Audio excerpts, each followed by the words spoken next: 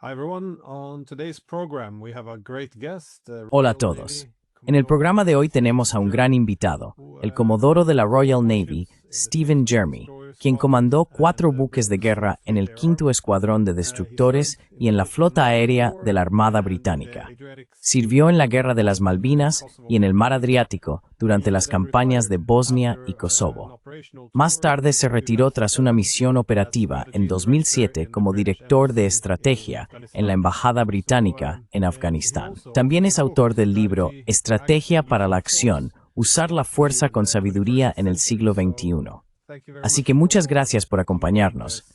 Ya no se habla mucho de Not much estrategia en talk Europa. anymore Veo about que hay un strategy lenguaje más in Europe. normativo, There's así que me more alegra mucho normative tenerle en el language, I programa. see. Gracias. And so I'm very happy to have you on the program. So thank you. Soy un gran admirador de tu trabajo, Glenn, así que es un placer y un honor haber sido invitado y tener la oportunidad de charlar contigo. I appreciate that. And whenever Lo we speak agradezco. of Siempre que hablamos de Rusia, we solemos refer to referirnos a Putin o la personificamos. Pero ¿cuál es la estrategia rusa? Siempre insisto en que una de las debilidades que tenemos en Europa hoy en día es que ya no debatimos las preocupaciones de seguridad ni la estrategia de nuestros oponentes. De hecho, si vamos a hablar de estrategia, primero debemos abordar qué les preocupa, cuáles son sus inquietudes de seguridad y cómo responden a ellas. Desde mi punto de vista, eso a menudo nos deja en una especie de vacío estratégico. Si todo tiene que explicarse como si ocurriera en un vacío, entonces todo se reduce a ambiciones territoriales, a restaurar la Unión Soviética, a ciertos impulsos hitlerianos o simplemente a un ADN imperialista. Ya no hay una explicación real. Pero en el enfoque ruso de esta guerra, la guerra del primer día es muy diferente de la guerra actual. Me preguntaba, ¿tienes una perspectiva interesante sobre cómo evalúas la estrategia militar de Rusia o su evolución? Russia's military strategy or the evolution of it. Creo que todo proviene de mi propia formación autodidacta. Cuando estuve en las Fuerzas Armadas Británicas, al mirar atrás me decepcionó lo deficiente que era la enseñanza de la estrategia. Y si era deficiente en el ámbito militar, entonces lo era aún más en cualquier otro lugar, en la diplomacia o en algo parecido, Glenn. Por eso escribí el libro. Lo publiqué en 2011, ahora está descatalogado. Pero lo hice porque pensé que habíamos perdido de vista cómo hacer estrategia. Y al mirar atrás ahora, tenemos Afganistán, Irak, Libia, Siria y ahora la guerra entre Rusia y Ucrania, todos los cuales diría son derrotas o reveses de Occidente, y todos creo debidos a un pensamiento estratégico deficiente. Así que lamentablemente me temo que mi libro no tuvo el efecto deseado, porque seguimos cometiendo los mismos errores.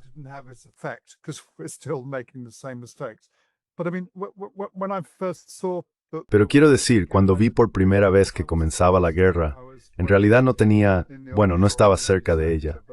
Trabajaba en el sector de la energía marina.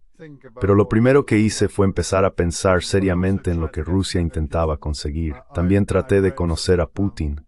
Leí la biografía de Philip Short, que es muy equilibrada, y luego escuché las 4 entrevistas de Oliver Stone. Entonces uno se hace una idea del hombre. Salí de todo eso con un gran respeto, porque sentí que era una persona muy estratégica. Y la forma en que empecé a verlo fue que en realidad todo esto tiene que ver con la seguridad rusa.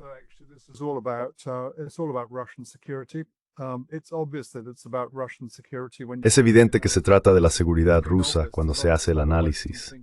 Ha sido evidente para muchos pensadores occidentales inteligentes desde principios de los años 90. La persona más obvia fue George Kennan, quien dijo que esto sería el mayor error imaginable, y creo que el tiempo le ha dado la razón. Así que he visto la estrategia rusa como algo en evolución. En realidad, tenemos 5 fases. La primera fase fue la operación militar especial, que la gente interpretó como una invasión para tomar Ucrania.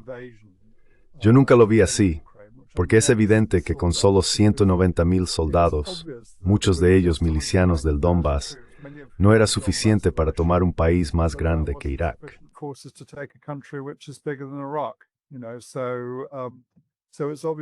Así que es evidente que no puedo creer que el Estado Mayor ruso hubiera cometido un error y dijera, podemos tomar esto con estas fuerzas. Para mí, todo se trataba de diplomacia. En esta primera fase, se trataba de llevar a Ucrania a la mesa de negociación, y de hecho estaba a punto de tener éxito en marzo y abril, hasta que Boris Johnson, por encargo de Biden, fue allí y cambió la opinión de Zelensky. Lo que visto en retrospectiva será, creo, mijn mayor erhouden voor de shortune.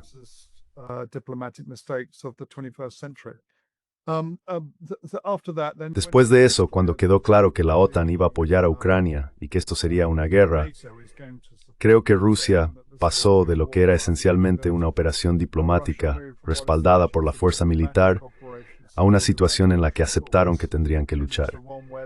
Así que tenemos una retirada operativa en la fase 2, de abril a septiembre de 2022, y luego lo que yo llamaría un reposicionamiento estratégico y el desarrollo de la línea Surovikin. En esencia se trata de una posición consolidada, manteniendo tanto del Donbass como puedan, mientras se removilizan. Y de hecho, los rusos hablaron de una movilización para una guerra de 30 meses, si no recuerdo mal.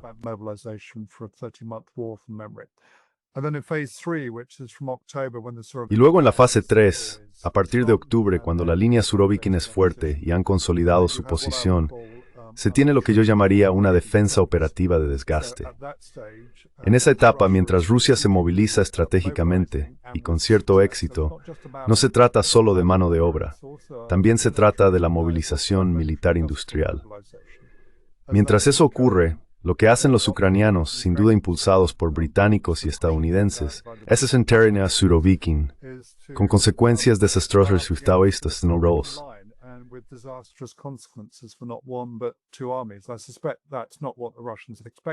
Sospecho que eso no era lo que los rusos esperaban, pero como uno de sus objetivos militares era la desmilitarización, en realidad les resultó beneficioso.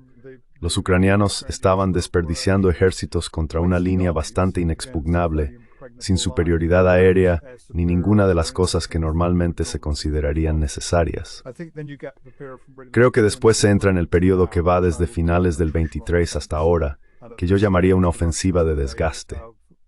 En esta fase los rusos están en una posición sólidamente movilizada y comienzan a avanzar.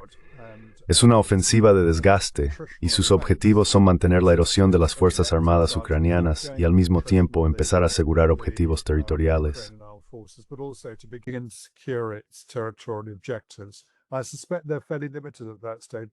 Sospecho que en esa fase estaban bastante limitados, probablemente solo al Donbass, aunque empezaron a expandirse en julio con los 4 oblasts orientales. Creo que eso nos lleva a donde estamos ahora, realmente. Lo que estamos viendo es que la consecuencia de esa ofensiva de desgaste es el colapso del ejército ucraniano. Así que sospecho que ahora estamos entrando en una fase 5 que será de explotación. En la fase 4, si se ha logrado la desmilitarización, que creo que probablemente sí o en gran medida, entonces se trata realmente de lo que Rusia necesita hacer para asegurar sus objetivos a largo plazo. Y esos objetivos a largo plazo tienen que ver con la seguridad. No creo que quieran el resto de Ucrania.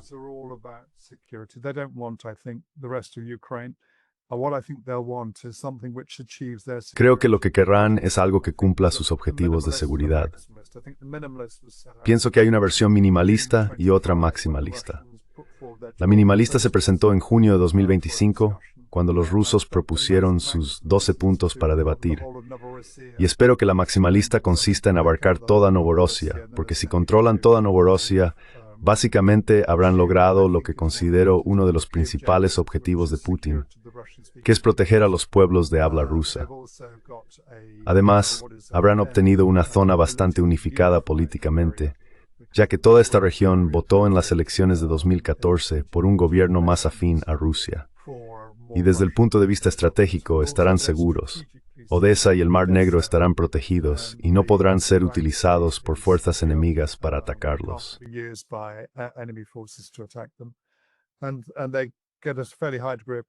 Y tienen un grado bastante alto de control sobre lo que entra y sale de Ucrania, gracias a su control de los puertos marítimos.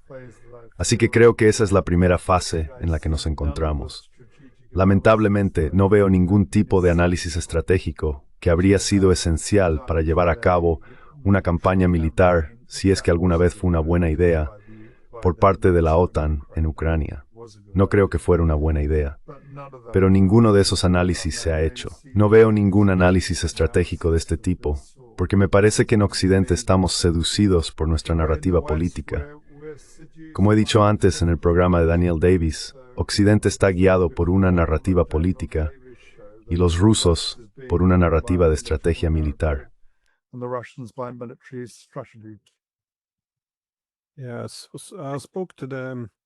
Sí, hablé con el exdirector de la CIA para el análisis de Rusia, y él llegó más o menos a la misma conclusión, que Occidente se había atrapado a sí mismo en su propia retórica. Porque bueno, estoy muy de acuerdo con eso. Nos comprometimos desde el principio con la retórica de una invasión a gran escala y sin provocación, con el objetivo de apoderarse de toda Ucrania. Y esto fue, en cierto modo, necesitábamos crear consenso y movilizar el apoyo público para ir con todo y enfrentarnos a Rusia. Pero creo que la forma en que nos atrapamos fue, bueno, mencionaste que los rusos cambiaron entre la fase 1, 2 y 3.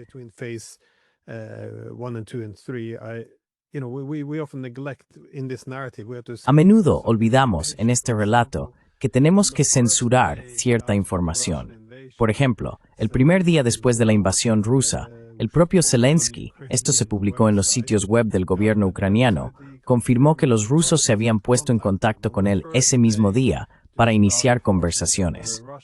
Así que los rusos entraron, como has dicho, no con suficientes hombres para conquistar Ucrania, sino con los suficientes para obligar a Ucrania, tras 7 años de ignorar el acuerdo de Minsk, a aplicar realmente lo que Rusia necesitaba para su seguridad. Pero cuando esto se descarriló, y de nuevo, la retórica incluso desde la UR era que esto se decidiría en el campo de batalla, se convirtió en una guerra de desgaste.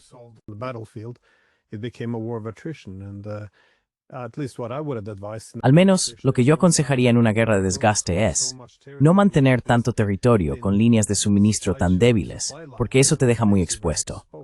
Lo que quieres es reforzar tu posición, retroceder un poco desde Jersón, en la orilla occidental del Dnieper, consolidar tus líneas del frente en Zaporilla, construir esas líneas defensivas y luego centrarte en destruir el ejército del adversario. Eso es lo fundamental. Pero en Occidente, parecía que la narrativa era que Rusia quería apoderarse de toda Ucrania. Entonces mostramos fuerza, y una vez que vimos que nos enfrentaríamos a Putin, todos sus hombres empezaron a huir hacia atrás. Así que creamos una narrativa muy alejada de la realidad.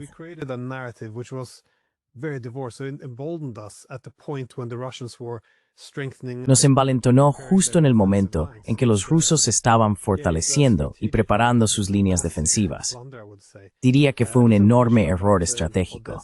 Solo tengo una pregunta sobre Odessa, porque Odessa parece ser una línea roja, tanto para los británicos como para los franceses. La valoran mucho. Pero para los rusos, no se trata solo de obtener más control sobre el Mar Negro. También les permitiría conectarse con Transnistria o Pridnestrovia. Y eso es un problema ahora que la OTAN parece estar aumentando sus ambiciones en Moldavia. Sería un incentivo adicional. ¿Ves posibles enfrentamientos por Odessa? ¿O hasta qué punto llegarían los europeos para mantener Odessa, al menos? Es una pregunta realmente buena.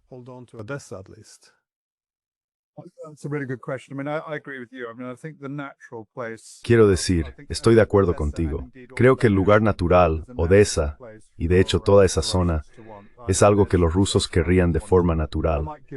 En su situación, yo también lo querría. Podría ceder terreno si pensara que me acerco a una buena solución diplomática, pero no hay señales de ello.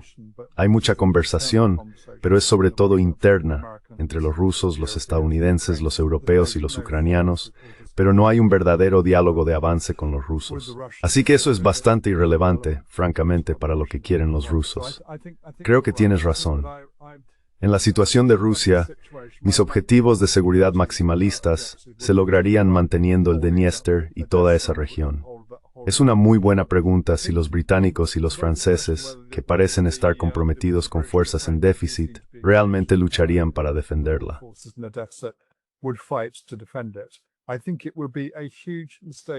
Creo que sería un enorme error hacerlo, porque esas fuerzas serían diezmadas. Lo harían sin superioridad aérea y contra un ejército curtido en combate, probablemente el más experimentado del mundo en este momento, el ruso. Diría que el segundo mejor posiblemente sean los ucranianos, y han sido derrotados por los rusos, o están en proceso de ser derrotados. Así que creo que la cuestión fundamental para los británicos y los franceses es si están dispuestos a asumir niveles muy altos de bajas, para lo cual no han preparado, creo, a sus poblaciones, para defender algo que, en mi opinión, es periférico a los intereses de seguridad de cada uno de esos países.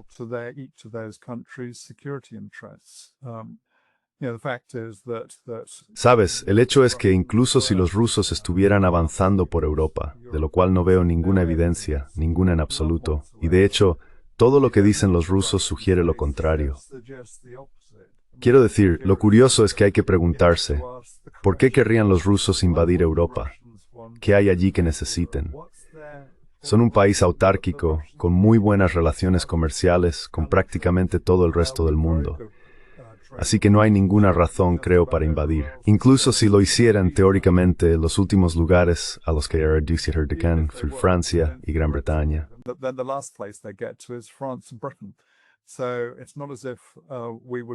Así que no es como si estuviéramos en primera línea en esos países. Pero creo que la cuestión política, y una de la que sospecho que los políticos se retractarán, es que en cuanto aparezca la posibilidad de un gran número, y estamos hablando de miles, de bajas francesas y británicas muertas en combate o con probabilidad de serlo, sospecho que los británicos y los franceses se abstendrán y aceptarán la inevitabilidad de un ejército ruso mucho más fuerte, frente a guerras proporcionalmente muy pequeñas. Tiene storka forma de profetizar y significativa fuerte.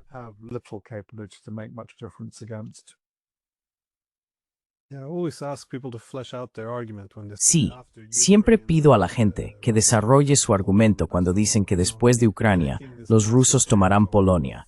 Porque ya sabes, ocupar ese territorio enorme con 40 millones de personas que no quieren estar bajo.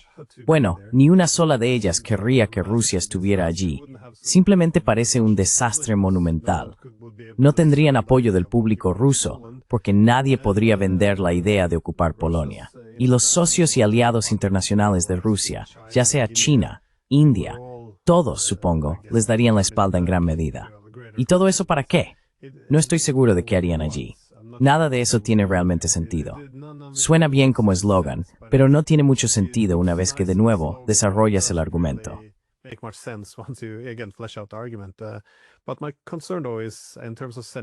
Pero mi preocupación, sin embargo, respecto al envío de tropas, es la ilusión del control de la escalada. La idea de que podemos iniciar un enfrentamiento directo y aún así controlar hacia dónde se dirige. Si los europeos empiezan a perder, ¿qué hacemos? La situación cambiaría. O en el caso menos probable de que los rusos empiecen a perder, ¿cómo responderían? No creo que hayamos reflexionado realmente sobre esto. Es simplemente esta idea de, ahora tenemos que enfrentarnos a Putin. Ahí es donde termina la lógica, más o menos. Pero ¿cómo ves tú la posición ucraniana? ¿Crees que alguna vez tuvieron realmente una oportunidad de derrotar a Rusia, si miras el...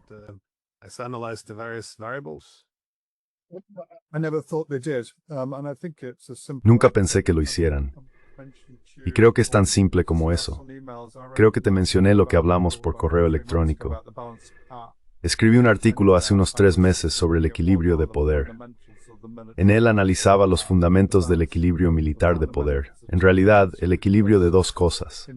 La primera es la capacidad industrial a nivel estratégico, y la segunda son los recursos energéticos necesarios para impulsar esa capacidad industrial. Los ucranianos son débiles en ambos aspectos. Tienen una base industrial relativamente limitada, que está siendo erosionada aún más por el bombardeo estratégico ruso. Y tienen recursos energéticos relativamente limitados, que siguen dependiendo de Rusia.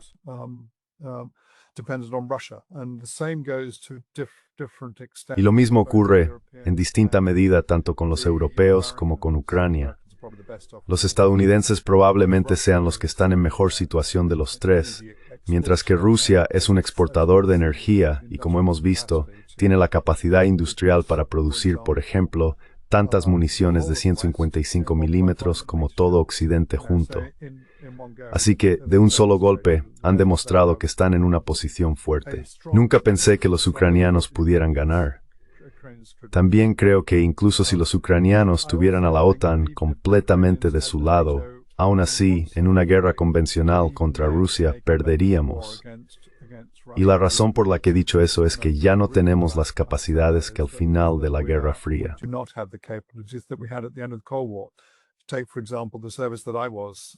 Tomemos, por ejemplo, el servicio en el que participé, la Marina Real.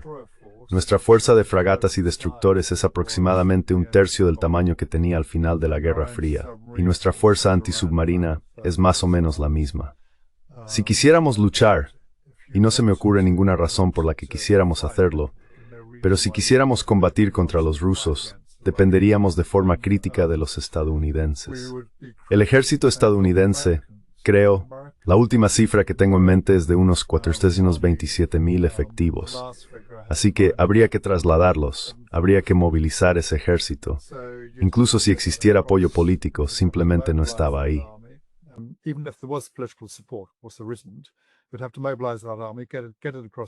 Tendrías que movilizar ese ejército y llevarlo al otro lado del Atlántico, donde sería vulnerable tanto a la guerra submarina como a la de minas.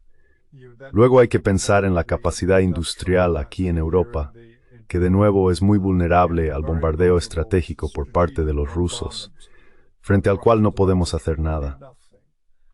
Uno de mis trabajos en la Marina fue como comandante de un destructor de defensa aérea, y puedo decirte que no tenemos capacidad de defensa aérea contra misiles hipersónicos en ningún lugar de Europa.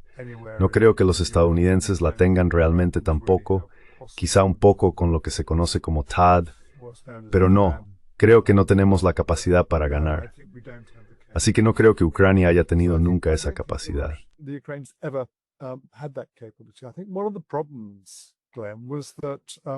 Creo que uno de los problemas, Glenn, fue que no pensamos bien la expansión de la OTAN.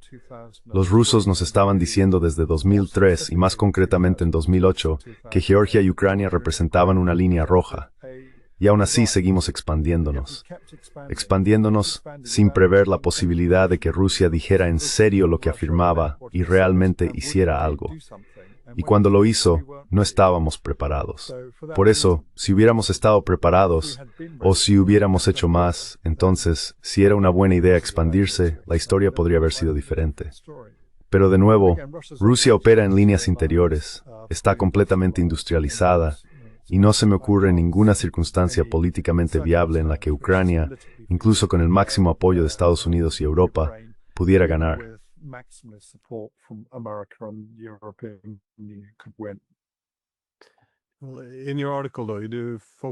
En tu artículo, sin embargo, te centras mucho en el papel de las capacidades industriales y, por supuesto, de la logística.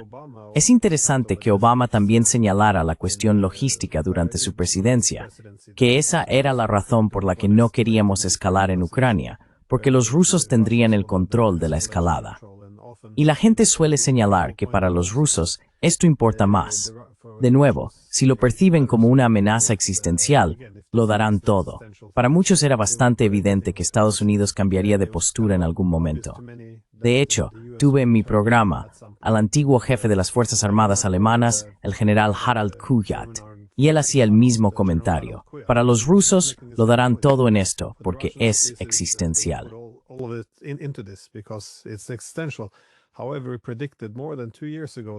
Sin embargo, predijimos hace más de 2 años que los estadounidenses, una vez perdida la guerra, empezarían a distanciarse. En realidad, eso fue en enero de 2023, así que ya han pasado casi 3 años. Así que ya sabes, él lo anticipó, pero no tuvo realmente ningún impacto en la narrativa mediática. Sin embargo, mencionaste la dificultad de protegernos contra las armas rusas, el Oreshnik, creo que dijiste, y cómo pueden alcanzar puertos estratégicos de países de la OTAN. Así que toda la guerra podría detenerse de forma muy repentina. Pero ¿ves ahora la posibilidad de una guerra directa entre la OTAN y Rusia? ¿Y tienes alguna proyección de cómo se desarrollaría realmente?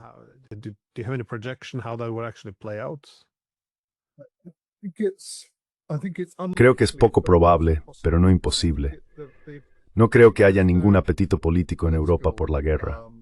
El escenario preocupante, aunque poco probable, sería aquel en el que el control de la escalada se desborde y acabemos en una situación de ojo por ojo. Alguien responde, luego otro responde y así sucesivamente. Creo que eso es poco probable, pero no imposible, y deberíamos ser extremadamente cautelosos al respecto. Porque Europa sufre más que ya sufre. Europe would suffer even more than it already has. I think that the more likely situation. Creo que la situación más probable es que, mientras continúan las conversaciones diplomáticas, como el plan del punto de paz número 28, los rusos las observan con interés y están deseosos de seguir hablando con los estadounidenses por razones estratégicas evidentes. Pero están en lo que yo llamaría el plan A. Y el plan A es un poco como una vía de tren, avanza hacia una solución militar. La solución militar que creo que mencioné un poco antes es o bien una minimalista, el plan de 12 puntos del 25 de julio que abarca los 4 oblasts y Crimea, o una maximalista para recuperar en realidad toda Novorossiya.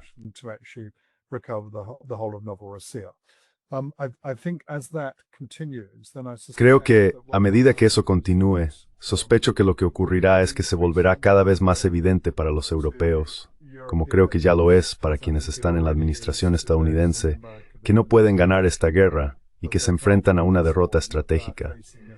Esto sería realmente incómodo para ellos por la narrativa política que han construido.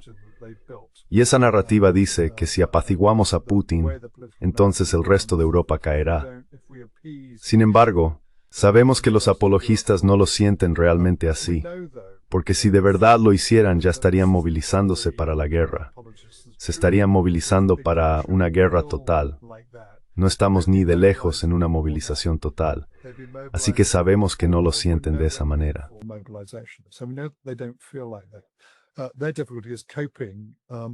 Su dificultad consiste en afrontar la creciente superficialidad del relato político a medida que Rusia avanza hacia la victoria militar.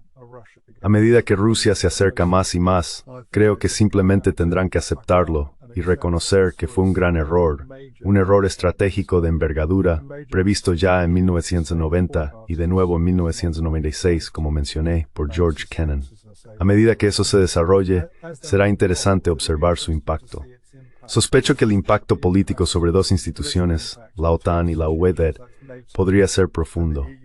También estoy observando las consecuencias económicas de la guerra de sanciones, que describí en un artículo para nuestra revista naval en 2022 como sanciones boomerang.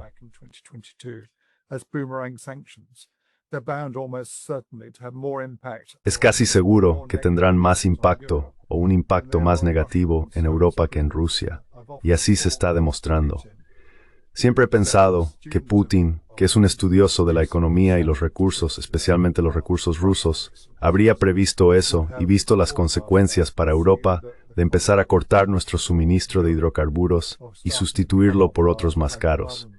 Es inevitable que tenga un efecto profundo en la economía, y así se está demostrando.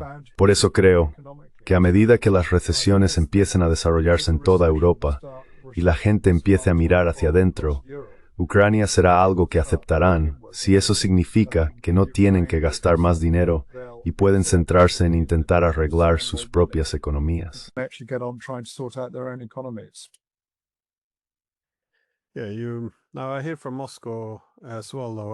Ahora, también oigo desde Moscú, al menos mi impresión es que, si se abriera una buena vía diplomática, la aprovecharían.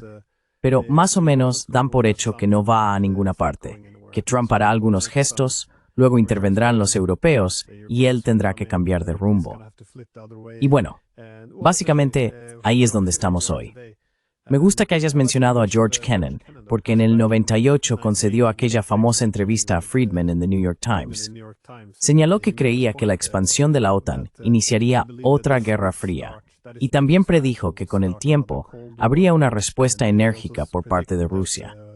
En ese momento, las personas que habían defendido la expansión de la OTAN justificarían esencialmente esa expansión basándose en la reacción de Rusia.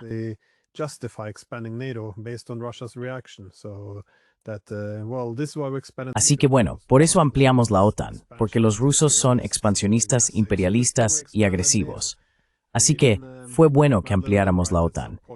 Quiero decir, incluso Madeleine Albright, en algún momento, ella era una gran entusiasta de la expansión de la OTAN, pero incluso ella reconoció que, sí, por supuesto, los rusos ven esto como una acción amenazante.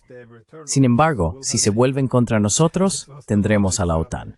Esa era la lógica. James Baker lo llamó una profecía autocumplida, que construiríamos la OTAN para disuadir una futura agresión de Rusia, aunque esa agresión estaría causada por las propias preocupaciones de seguridad de Rusia.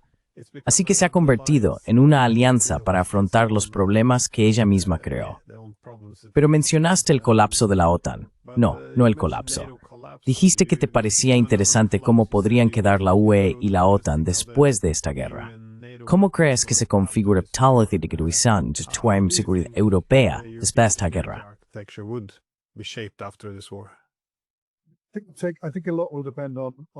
Creo que mucho dependerá de los juicios de cada país.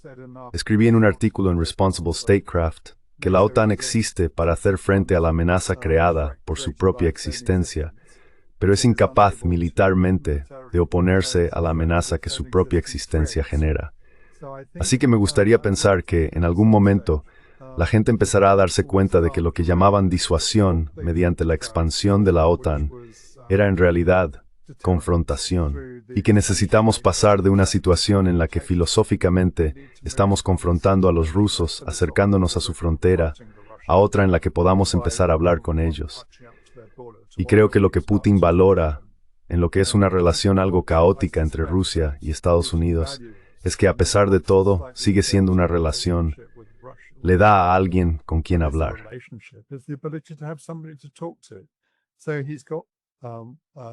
Así que tiene a Trump y a su equipo con quienes hablar, y esas conversaciones probablemente no sean muy fáciles, pero son mucho mejores que cualquier conversación desde Europa, porque no hay conversaciones desde Europa.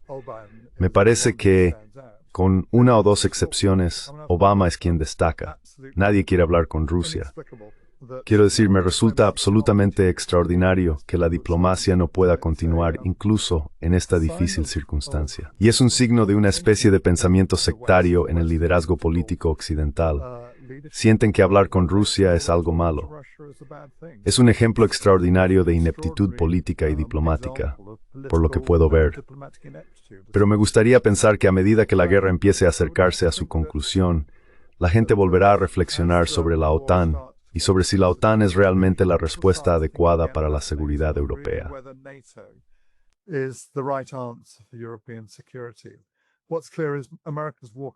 Lo que está claro es que Estados Unidos se está retirando, y puedo entender por qué. He dicho en otros artículos que los estadounidenses probablemente consideran la guerra entre Rusia y Ucrania como el quinto punto en su lista de prioridades. El número 1 siempre será la situación interna de Estados Unidos. El número 2 probablemente sea la relación con China y Taiwán.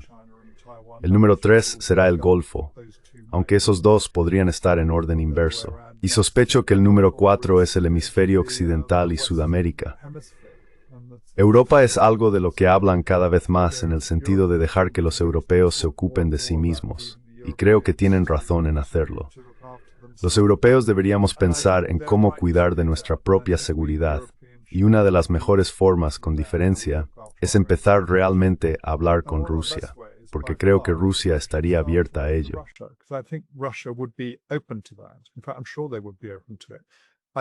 De hecho, estoy seguro de que estarían abiertos a ello.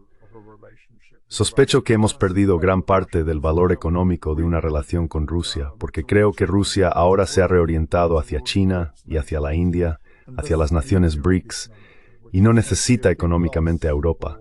Eso va a suponer una gran pérdida para muchos países europeos, especialmente los más pequeños. Pero sospecho que, si logramos llegar a una situación en la que haya una relación más cooperativa con Rusia, una en la que empecemos a hablar de seguridad cooperativa en lugar de seguridad confrontacional, quizá a través de los auspicios de la OSCE, de la que Rusia es miembro, entonces podríamos empezar realmente a avanzar.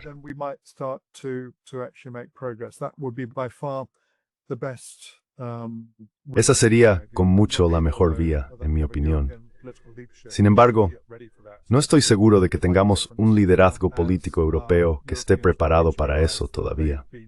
Podría cambiar a medida que los europeos empiecen a darse cuenta de que han sido... Bueno, no creo que los líderes europeos hayan mentido a su gente, pero sí creo que los han engañado mediante el discurso, la creación de una narrativa política y la falta de disposición a escuchar cualquier cosa que pueda desafiar esa narrativa. En cuanto a la UE, siempre he pensado que en algún momento probablemente colapsará. Eso se debe a la paradoja dentro de la UE. Es un grupo de países juntos y, sin embargo, no hay un sistema político unificado. No es un Estado.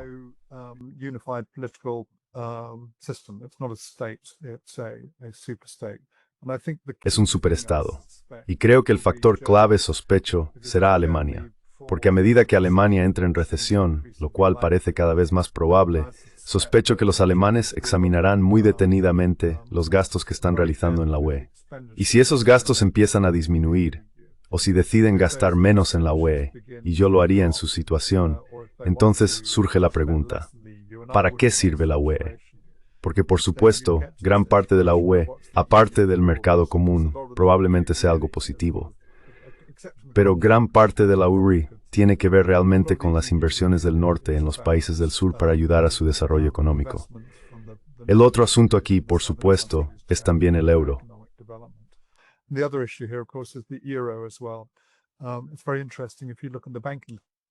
Es muy interesante si se observa la industria bancaria. El sistema Target 2, que registra los desequilibrios bancarios entre Alemania en particular y otras naciones del norte y las naciones del sur, hace difícil ver cómo cualquiera de esos desequilibrios o las deudas dentro de él pueden repararse. Así que sospecho que veremos un colapso económico. Y cuando ocurra ese colapso, quizás sea una palabra demasiado fuerte, o quizás no. Pero a medida que suceda, creo que la gente empezará a pensar mucho más en términos de sus propias naciones, en lugar de intentar mantener una institución que ha mostrado, me temo, durante los últimos 3 o 4 años en esta campaña en particular, muchas de sus fallas fundamentales.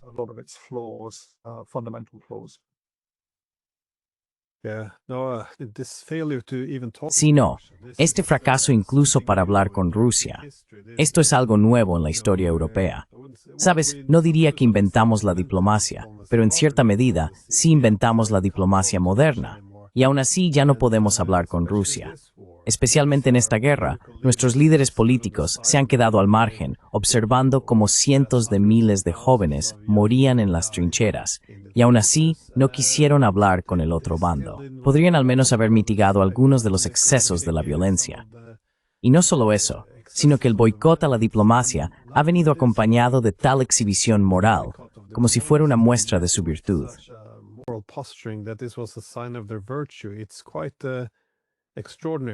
Es algo realmente extraordinario, y me cuesta mucho entenderlo. Pero es una lástima, porque creo que la arquitectura de seguridad europea tiene que estar realmente en el centro de todo esto. En los años 90, podríamos haber integrado a Rusia en la arquitectura de seguridad europea.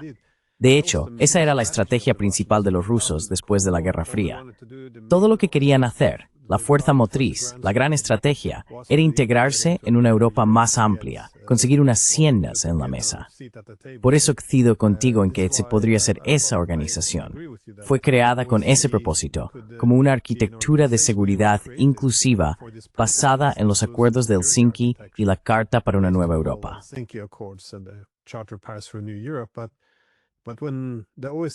Pero cuando la OSCE dejó de tener fuerza a medida que la OTAN se expandía, tanto Zelensky como Putin sugirieron que podrían unirse a la OTAN.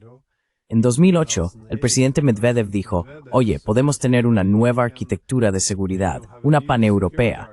La OTAN puede seguir existiendo bajo el paraguas de un sistema paneuropeo. Eso también fue rechazado. Y luego, creo que fue en 2010, se presentó la propuesta de Rusia para un acuerdo de unión entre la UE y Rusia, que también fue rechazado o recibido con frialdad. Siguieron esperando que quizá la integración gradual a través de la cooperación económica pudiera ser el camino. Y luego, por supuesto, todo esto murió en 2014 con el derrocamiento de Yanukovych, cuando se dieron cuenta de que, bueno, si Ucrania iba a ser una línea al frente en lugar de un puente, y ahora tenemos también las sanciones, la Gran Europa fue muerta.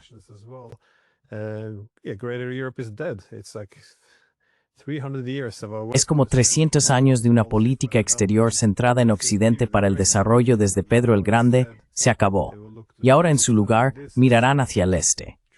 Quiero decir, creo que este es realmente el error de nuestra vida. ¿Pero crees que la OSCE podría revivir entonces? Porque la OTAN, no sé, supongo que la crítica a la OTAN después de la Guerra Fría era que ya tenía la forma. Queríamos preservar esa forma, y luego tuvimos que buscar una nueva función. Es decir, la expansión de la OTAN, o las misiones fuera de su área, cualquier cosa para encontrar una función para la forma. Pero deberíamos volver a la mesa de diseño para, ya sabes, poner la función primero y luego determinar la forma. Es decir, ¿qué crea seguridad? Quiero decir, ¿cómo debería ser la arquitectura de seguridad europea desde tu perspectiva? Perdón, fue una pregunta muy larga y enrevesada.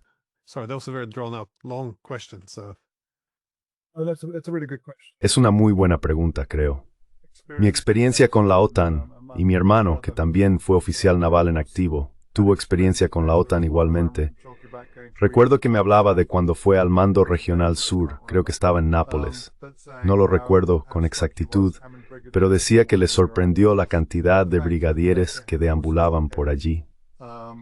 El hecho es que los cuarteles generales de la OTAN están sobredimensionados. Cuando yo servía en la fuerza de la OTAN, que era la fuerza permanente del Mediterráneo de la OTAN, sabíamos que la OTAN no tenía una verdadera capacidad de organización. En la Fuerza Permanente del Mediterráneo de la OTAN, SFM, era algo así como una situación normal, un misterio FFF. Así que, ya sabes, la OTAN es una colección de estados muy diferentes, con capacidades muy distintas. Se dice que es la mayor alianza militar de la historia, lo cual obviamente no es cierto, porque fue derrotada por los talibanes en Afganistán.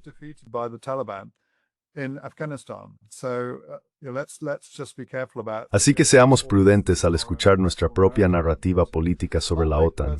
Personalmente, si tuviera que elegir, la cerraría. Haría una reducción controlada y realmente transferiría todos mis recursos, mi pensamiento y algunas de las capacidades de la OTAN, las capacidades de formación y cosas por el estilo, a algo más parecido a la OSCE o a una organización similar. Creo que optaría por la OSCE.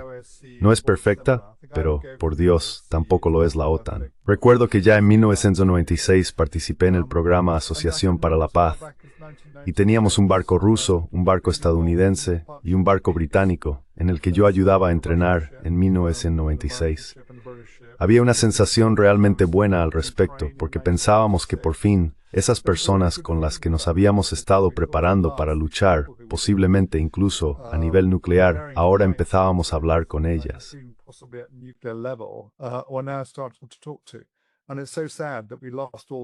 Y es muy triste que hayamos perdido todas esas oportunidades, incluidas las que tú has mencionado. Sin embargo, creo que yo cerraría la OTAN. Tomar decisiones en la OTAN es realmente difícil. Ya sabes, cada país toma una decisión y luego cada uno tiene que remitirla a su capital. Y creo que la idea de que una organización diseñada para enfrentarse a Rusia pueda evolucionar, bueno, podríamos decir que podría hacerlo, pero evidentemente aún no lo ha hecho. Así que, en regla o Drace the Four.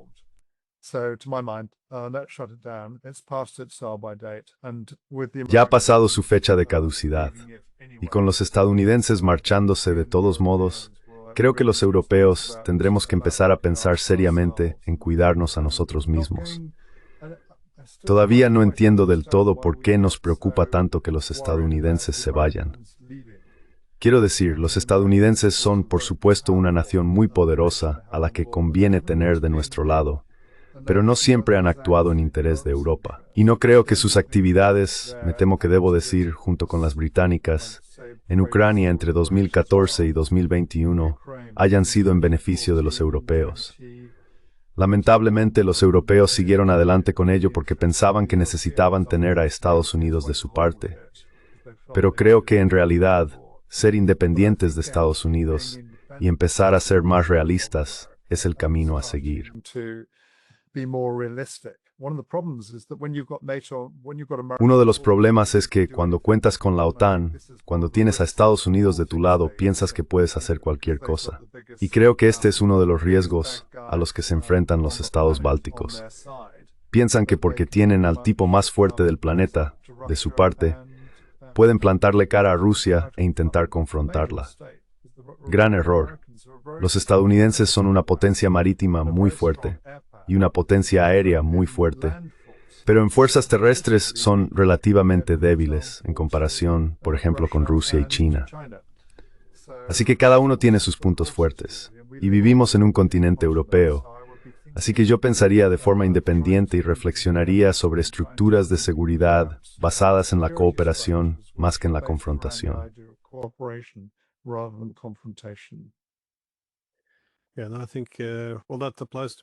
Sí, y creo que eso se aplica a muchos países europeos, al menos aquí en Escandinavia. La lógica es que, bueno, la OTAN fue buena para nosotros durante la Guerra Fría, pero parece que no aceptan que los tiempos han cambiado. Era una delimitación muy clara. Había dos centros de poder, capitalistas y comunistas, y los intereses estaban más alineados. Pero en el nuevo mundo multipolar, creo que los intereses se irán separando cada vez más. Así que parece que, al menos en esta parte del mundo, los escandinavos han reaccionado ante la multipolaridad, intentando afianzar la posición de Estados Unidos aquí, abriendo esencialmente la puerta a bases estadounidenses y externalizando más la política exterior hacia ellos. Es como si pensáramos que eso aumentará nuestro propio valor para ellos, pero esto ocurre al mismo tiempo que sus intereses estratégicos se alejan cada vez más de los nuestros.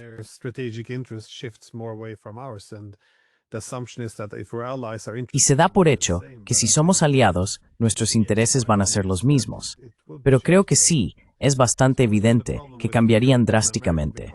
Siempre ha sido un problema entre Europa y Estados Unidos porque hay una presencia estadounidense muy fuerte en Europa. Y por supuesto, actuaron como pacificadores. Proporcionaron seguridad después de la Segunda Guerra Mundial y acuerdos comerciales muy generosos. Pero debido a esta cercanía, ha sido un arma de doble filo. O bien la gente es excesivamente pro-estadounidense, hasta el punto de estar dispuesta a externalizar su propia política exterior, o bien es ferozmente anti-estadounidense. No parece que tengamos ese punto intermedio en el que simplemente exista una asociación basada en intereses comunes. Eso externalizar nuestra seguridad, amarlos u odiarlos. Es muy extraño.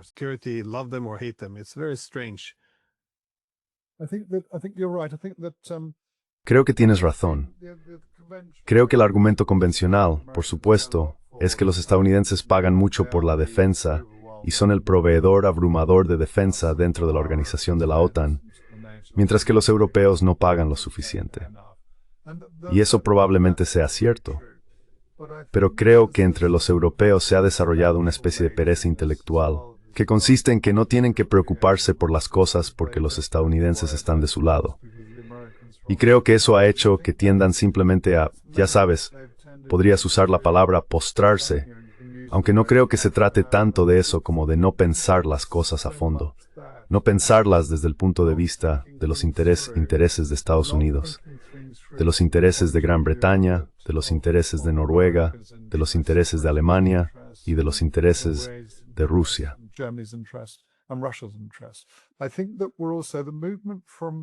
Creo que también estamos viendo el movimiento hacia un mundo multipolar, pero creo que se va a sentir más como un mundo tripolar, porque cuando observo cómo China se está desarrollando como la superpotencia industrial del mundo, y cómo Rusia ha demostrado su capacidad tanto en la guerra como en el ámbito industrial. Y si miras las exportaciones de energía, Rusia es el segundo mayor exportador de petróleo, creo, y el segundo mayor exportador de gas.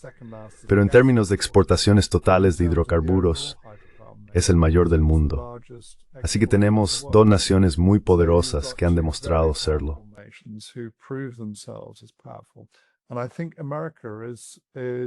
Y creo que en Estados Unidos se habla mucho, especialmente entre los neoconservadores, sobre enfrentarse a ambos. Pero creo que ya es demasiado tarde. La posibilidad de enfrentarse a China en el ámbito industrial se ha acabado, al menos durante los próximos 20 años.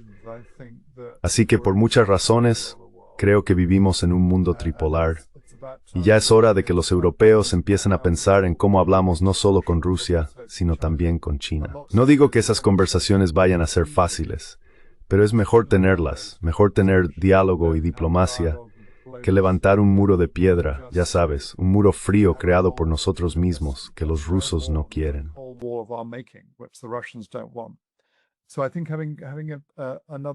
Así que creo que tener otra discusión intelectual, una discusión académica, dentro de las sociedades europeas sería algo positivo desde el punto de vista de la seguridad, reflexionando realmente sobre la seguridad en todos sus aspectos. Porque no se trata solo de la seguridad militar, también se trata de la seguridad económica y la seguridad energética. Así que por todas esas razones necesitamos una especie de segundo siglo de las luces, de verdad, Glenn. Y debemos volver a pensar en algunas de las cosas que los europeos hicieron también. Si recordamos Westfalia y lo que conseguimos allí, necesitamos una especie de segunda Westfalia, de algún modo.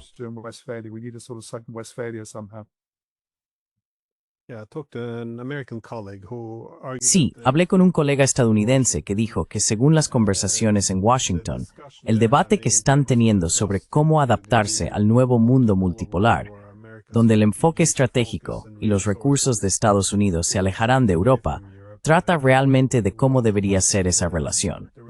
Dijo que suele oscilar entre dos posturas.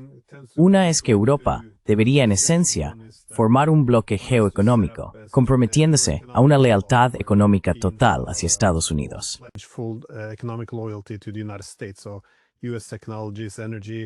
Así que las tecnologías estadounidenses, la energía, todo esto, ya sabes, responden mucho a un modelo de Estado vasallo. O, alternativamente, intentan extraer un poco más en términos de recursos, es decir, lograr que las industrias clave se trasladen al otro lado del Atlántico y centralicen allí el poder. Pero de nuevo, como dices, deberíamos tener nuestros propios debates en Europa. ¿Qué es lo que nos conviene? ¿Cuál es nuestra posición en el mundo? ¿Cómo mantendrá Europa su unidad en un mundo posamericano o multipolar? ¿Qué significará la seguridad? ¿Cuál debería ser nuestra relación con los rusos y los chinos? Idealmente, esas conversaciones no deberían limitarse a consignas emocionales, pero parece que aún queda un largo camino por recorrer. En fin, ¿tengo algún pensamiento final antes de que terminemos?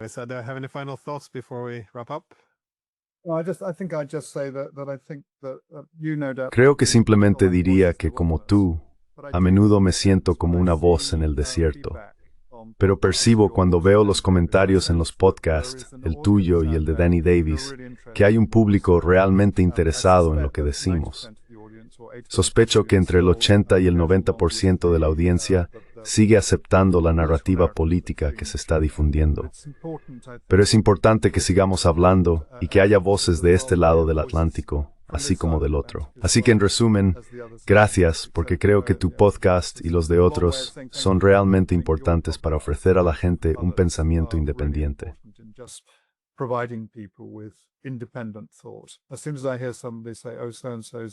En cuanto oigo a alguien decir, tal persona es fan de Putin, y estoy seguro de que lo dicen de mí, pienso que han perdido el argumento, porque en realidad no están participando en él.